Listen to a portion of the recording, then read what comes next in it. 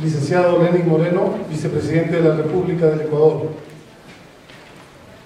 doctor Ernesto Pazmiño, defensor público general, doctor Wilson Vallejo, subcontralor general del Estado, señor Pierre Perico, primer consejero de la Embajada de Francia en Ecuador, señor Becascola Darli, representante de la Fundación FES ILDIS en Ecuador, colegas de la Corte, señoras y señores.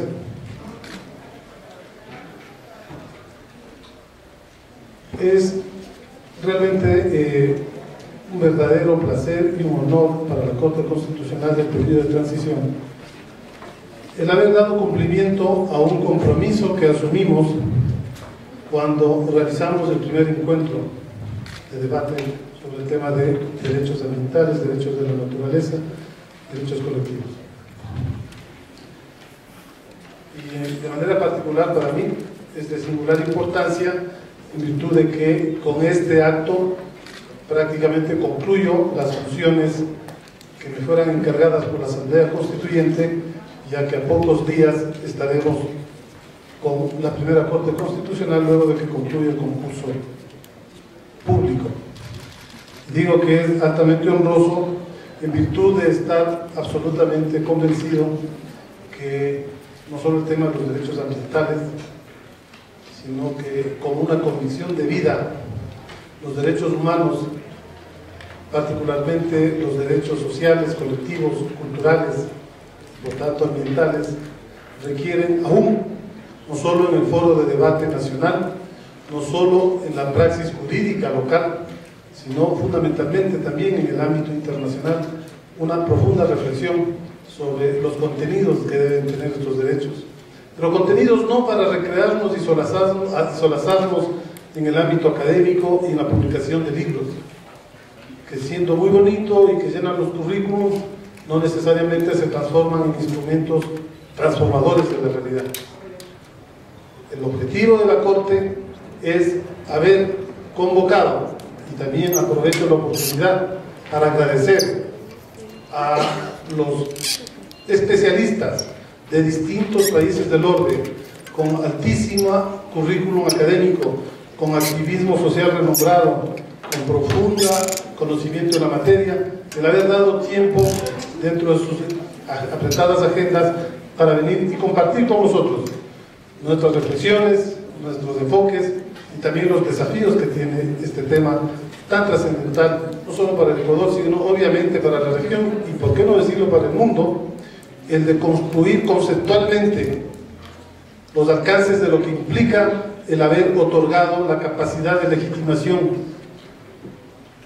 activa a la naturaleza, rompiendo uno de los paradigmas tradicionales del derecho occidental, del positivismo formalista, que solamente concebía como portadores de derechos a los seres humanos o a las personas humanas. Ese elemento que es una ruptura epistemológica entre un derecho antes de, en el caso de Ecuador, octubre del 2008, y después de. Pero no solo eso, no solamente es la discusión doctrinaria para profundizar y enriquecer esta concepción, sino que, y ahí hablo como juez, es fundamental el que encontremos y desentrañemos los mecanismos que nos permitan efectivamente cumplir lo que al menos la Constitución señala: hacer efectivos y eficaces la vigencia de sus derechos a través de su judicialización. La exigibilidad de los derechos es una larga y añorada demanda del colectivo de derechos humanos desde hace más de 25 años. El paradigma creado por las fuerzas que obtuvieron la victoria, o una parte de las fuerzas que obtuvieron la victoria en la posguerra, en la guerra contra el fascismo, generó el falso modelo prejuiciado e ideológico al amparo de la Guerra Fría, de que solamente eran derechos humanos los derechos individuales, ergo los derechos civiles y políticos. Consecuentemente se creó toda una estructura regional y mundial, un pacto internacional de derechos, un protocolo internacional de derechos e instructivos e herramientas que les dieron la fuerza y la potencialidad para que estos sean efectivamente judiciables. Y se caracterizó a los otros derechos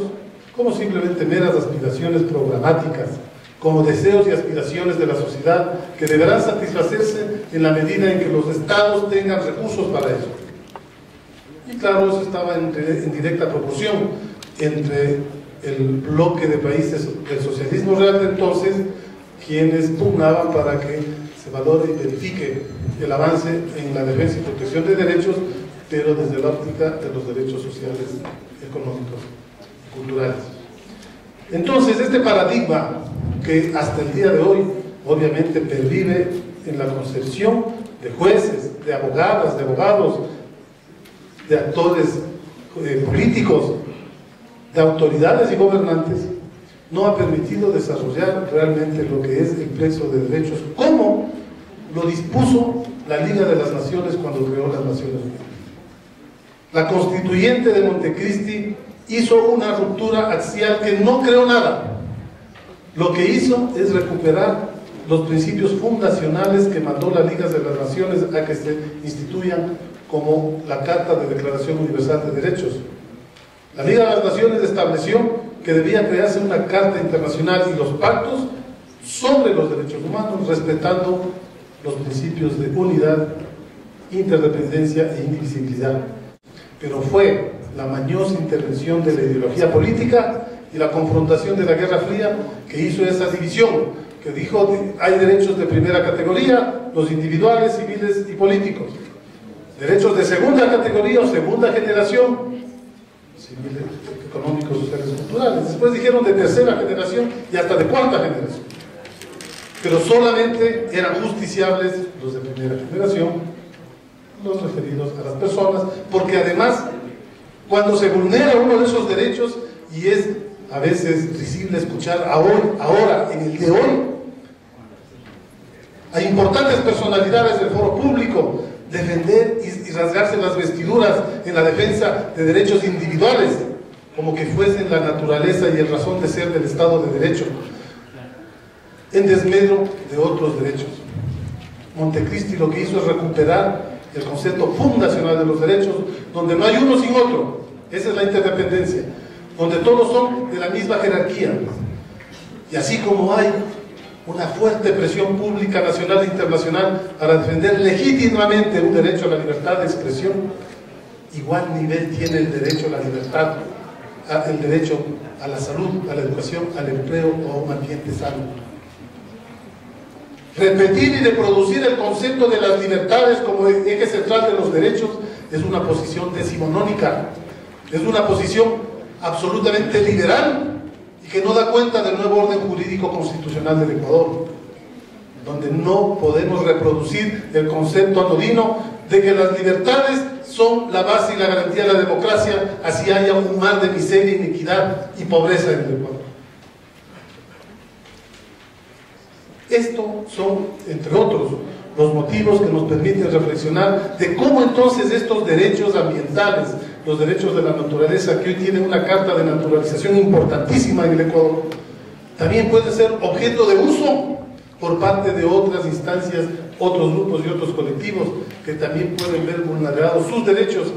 y que utilizando la Carta Constitucional Ecuatoriana pueden utilizarles como un foro judicial para lograr su garantía y su efectiva judicialización. No es fácil, es un desafío que yo lo he tenido que vivir en el día a día, porque con propios, más que extraños, tenemos que llegar a convencimientos de que a veces los prejuicios ideológicos obnubilan los verdaderos intereses de la colectividad o la comunidad. Esto es un desafío. Fiel a eso, fiel a una convicción, primero fundamentalmente democrática, de derechos, no de derecho, de derechos, y no de derechos individuales, sino de derechos en general.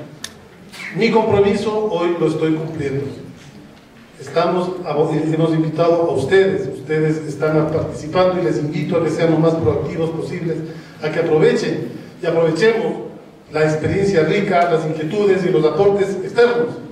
pero fundamentalmente que desarrollemos nuestro pensamiento propio, porque si en algo se caracteriza la Constitución de Montecristi es que es de Made in Ecuador, y todas las propuestas que se generaron ahí tienen que ser enriquecidas, sudadas y trabajadas con nuestro enfoque, nuestra perspectiva y nuestras realidades. El tema de la judicialización, la exigibilidad es un tema pendiente. Máximo, si tenemos organismos regionales de garantía de derechos que todavía tienen en el norte de su acción jurídica o jurisdiccional la preeminencia de libertades y derechos individuales como norte de decisión y garantía, y los derechos colectivos, los derechos sociales, los derechos de la naturaleza son subsidiarios o casi pasan desapercibidos. Si hay toda esa doctrina jurídica, hay conceptos, hay pensadores, hay intelectuales y hay abogados que mantienen, desarrollan y reproducen esa concepción positivista, formalista, el gran desafío es ir construyendo una perspectiva diferente, desde una perspectiva del derecho emancipatorio que no se ata a paradigmas que estaban estrictamente vinculados a un modelo económico específico, que era el modelo económico neoliberal, donde la defensa del patrimonio y las libertades individuales era la razón de ser o leitmotiv de esos colectivos. Estos, entre otros, son los desafíos que nos abocan a este debate. Agradezco nuevamente a los coauspiciadores, la Embajada de Francia, el Instituto Latinoamericano, ILDIS, al señor vicepresidente nuevamente un particular agradecimiento en su agenda. Ha tenido la gentileza de acompañarnos como un hombre también comprometido con los grandes ideales del presente y del futuro, y a ustedes principalmente, para que sepan dar todo de ustedes y para que el resultado de este encuentro se traduzca efectivamente en un camino, en unas líneas de acción que hagan más posible, más factible y más realizable este nuevo mundo de los derechos